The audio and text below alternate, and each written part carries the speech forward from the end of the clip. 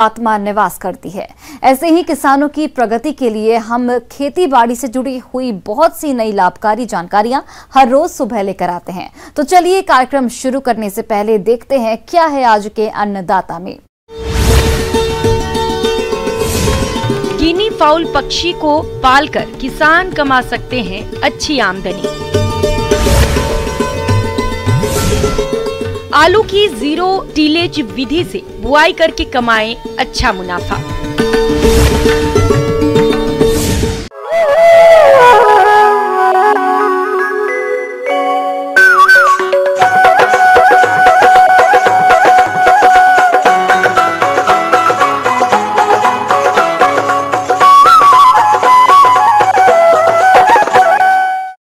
पिछले कुछ वर्षों में गिनी फाउल पक्षी का पालन तेजी से बढ़ा है।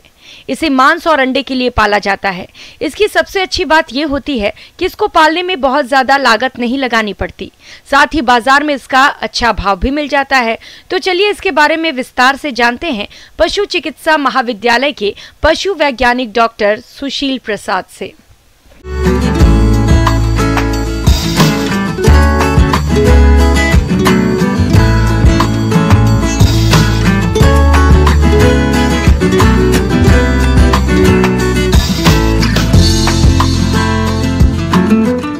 इसमें जब हम पोल्ट्री की बात करते हैं, पोल्ट्री ख़ास तौर से आम तौर पर लोग पोल्ट्री कहते हैं, मुर्गी के लिए सिर्फ करते हैं।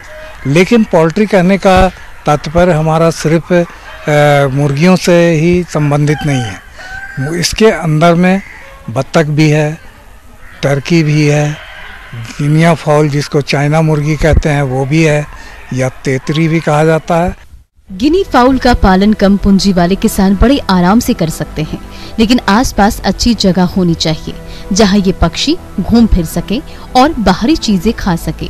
इससे इनके आहार का खर्च भी कम हो जाता है और तेजी से विकास भी होता है, जो खास तौर से उन किसान भाइयों के लिए बहुत ही लाभदायक है जहां पर चरने की व्यवस्था हो। इस पक्षी को अर्ध सघन बिछाली व्यवस्था में पालना सही रहता है। यह बहुत चंचल पक्षी होता है और घूमते रहना पसंद करते हैं, इसलिए इनके आवास में अच्छी जगह होना जरूरी होता है। तो गिनी फाउल आजकल पहले ये कहीं कहीं पर देखने को मिलता था, लेकिन अब इसका पालन भी मुर्गियों की तरह ही किया जा रहा है।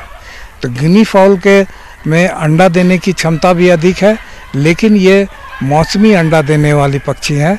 अप्रैल से जैसे देना शुरू किया सितंबर तक, तो ये इनका अंडा भी थोड़ा नुकीला होता है एक तरफ और चौड़ा होगा दूसरी तरफ। इसके अंडे में कोलेस्ट्रॉल, जो आजकल कहते हैं कि अंडा खाने से कोलेस्ट्रॉल बढ़ जाता है, तो लेकिन गिनी फाउल एक ऐसा पक्षी है जिसके अंडे में कोलेस्ट्रॉल की मात्रा बहुत ही कम है। दूसरी बात है कि मार्केट की जहाँ तक बात है, तो मार्केट में अब जो है इसका मीट भी, इसका आपको खास करके जो लोग खस्सी का मीट पसंद करते हैं, तो उस तरह से ये खस्सी और मुर्गे के मीट के बीच के तरह का आपको इसमें ये इसका मीट होता है। इसलिए इसका डिमांड भी धीरे धीरे बढ़ रहा है।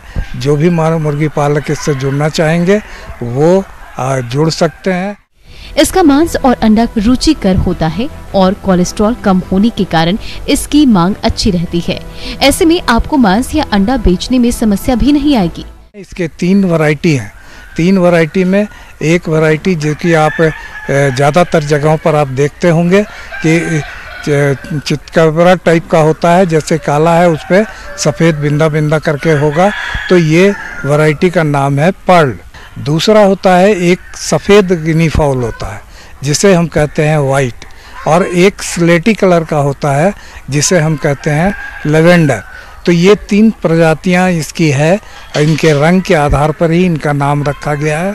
और इसका पालन के लिए आप जिस तरह से मुर्गी पालन कर रहे हैं, अगर आप के पास व्यवस्था चराने की नहीं हो तो आप इसके मुर्गियों की तरह भी पालन कर सकते हैं। लेकिन इसको बिल्कुल बंद करके मत रखिए।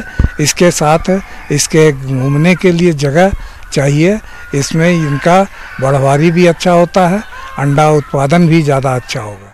जो मुर्गियों के लिए जो स्टार्टर, ग्रोअर, लेयर, ये 3 फेज का जो दाना है मुर्गी का आहार है, वही आहार आप इसमें भी प्रयोग कर सकते हैं। इसमें बीमारियों का भी प्रकोप कम है कि जो भी अगर इसका मरना होगा, अगर आपने इसका चूजों का प्रबंधन सही कर लिया तो समझिए बड़े होने के बाद इनमें मृत्यु दर बिल्कुल ही कम है।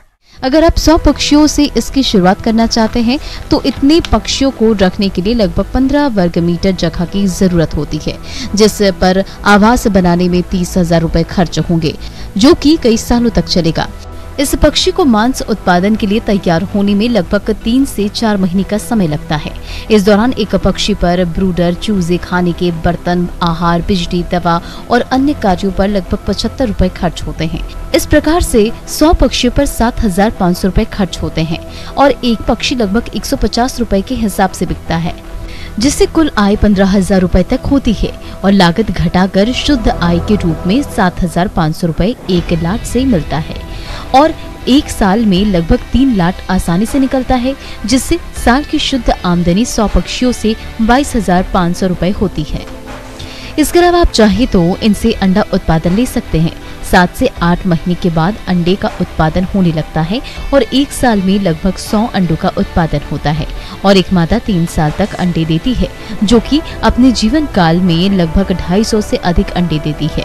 इससे भी मुनाफा ले सकते हैं और इसके अलावा इनसे हैचिंग कराकर चूजों का खुद पालन कर सकते हैं और इन्हें बेचकर मुनाफा भी कमा सकते हैं।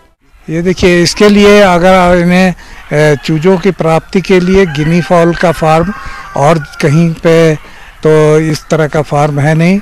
आपको इज्जत नगर बरेली में केंद्रीय पक्षी अनुसंधान केंद्र है, वहाँ पर आपको संपर्क स्थापित करेंगे तो गिनी फाउल का चूजा या अंडा वहाँ से प्राप्त किया जा सकता है। झारखंड में अगर आप नया स्थापित करना चाहते हैं तो आप रांची पशु चिकित्सा महाविद्यालय से संपर्क स्थापित कर सकते हैं और वहाँ से प्राप्त करके अगर आप उसे हैचिंग कराना चाहते हैं तो कहीं भी आप हैचिंग करा सकते हैं।